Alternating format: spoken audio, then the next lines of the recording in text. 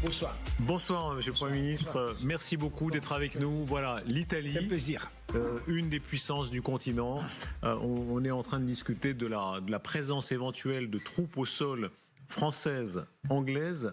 L'Italie a déjà pris position. Pourquoi l'Italie ne veut-elle pas, apparemment, avoir des troupes au sol en Ukraine? Je pense que le problème de l'Italie a été dans les derniers jours la décision de la présidente du Conseil des ministres, Giorgia Meloni, de ne faire part du groupe qui a pris le train pour Kiev.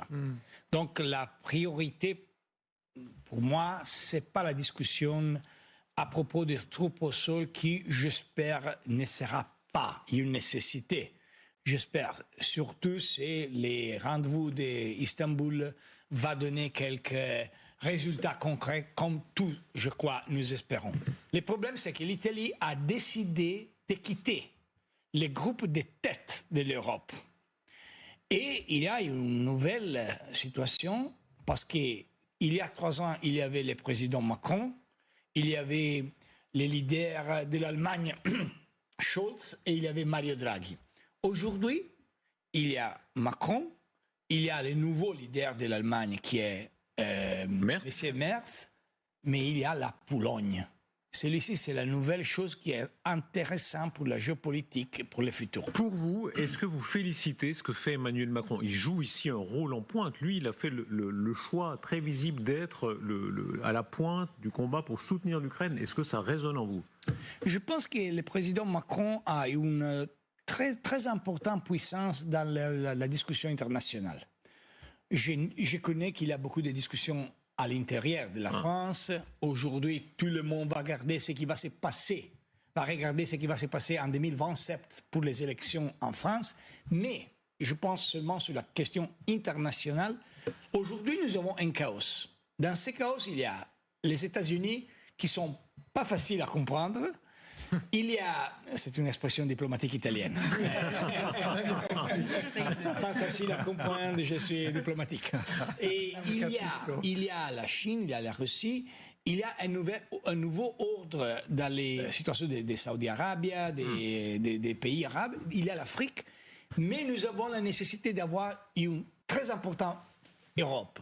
Macron a été et il est un leader fondamental dans la discussion européenne. Je crois qu'il n'y a pas possibilité pour l'Europe d'avoir en futur sans l'alliance entre l'Allemagne et la France. Matteo Renzi, Monsieur le Premier ministre, si vous étiez aux affaires aujourd'hui, est-ce que vous diriez oui, l'Ukraine doit entrer dans l'OTAN ou non? Je suis d'accord avec le président Macron. J'étais président du Conseil des ministres de la République italienne lorsqu'il y avait les rendez-vous en Pologne, dans la même salle dont ils ont firmé les pactes de Varsovie, donc les pactes des communistes. Et en 2016, le président Obama et les autorités de la Pologne ont organisé les sommets d'OTAN.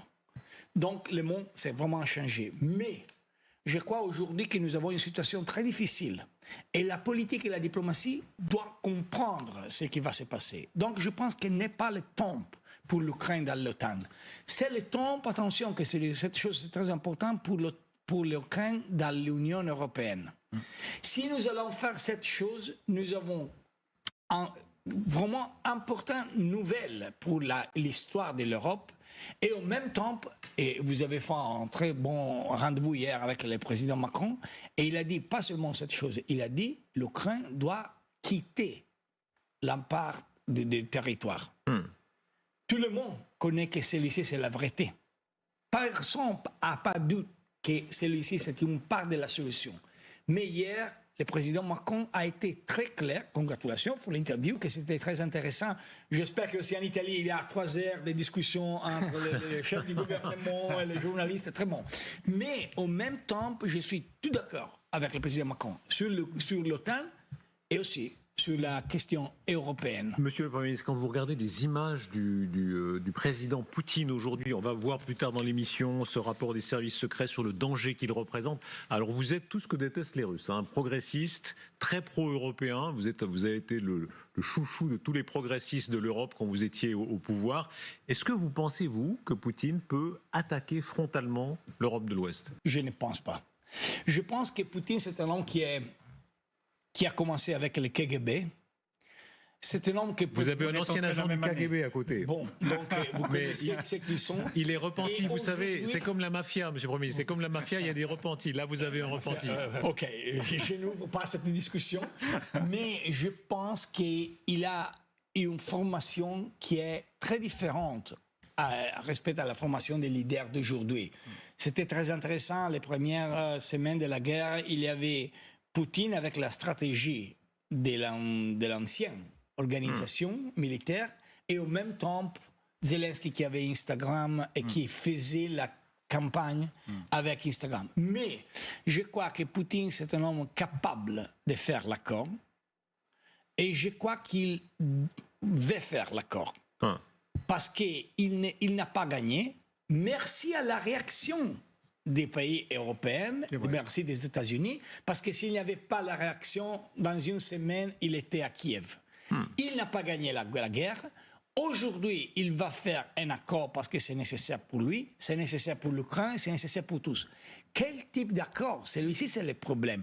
Et il y a aussi une autre chose, qui est quel type d'Europe nous désirons construire pour le futur. Et on va en parler. Écoutez Vladimir Poutine qui se vante de pouvoir, lui, amasser un grand nombre d'hommes pour la lutte et pour le combat, maintenant.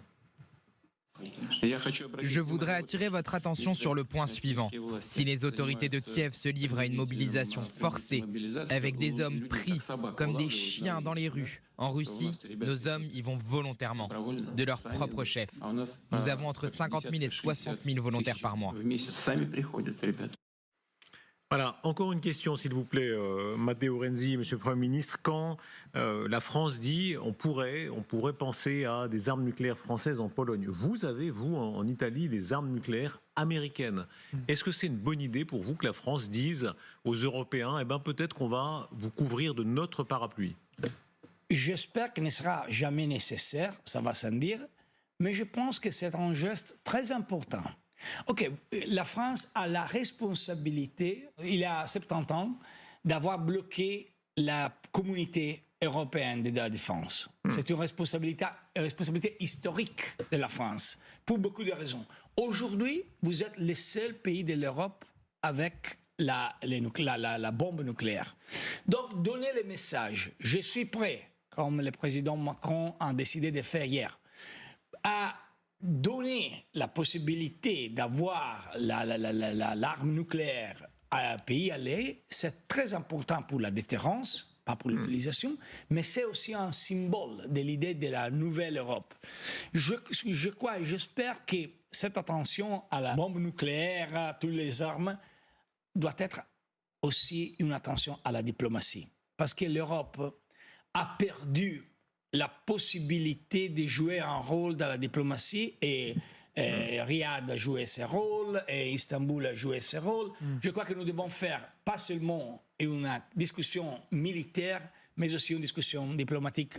Merci beaucoup Matteo Renzi d'avoir été notre invité, le danger de la Russie. Merci infiniment et bravo pour le français. Où est-ce que vous avez appris si bien français? Non, mais c'est pas un bon français. Je pense que c'est un français pas bon, mais j'espère que la prochaine fois, il sera mieux. Bon, vous êtes le bienvenu en tout cas. Merci beaucoup, monsieur Renzi.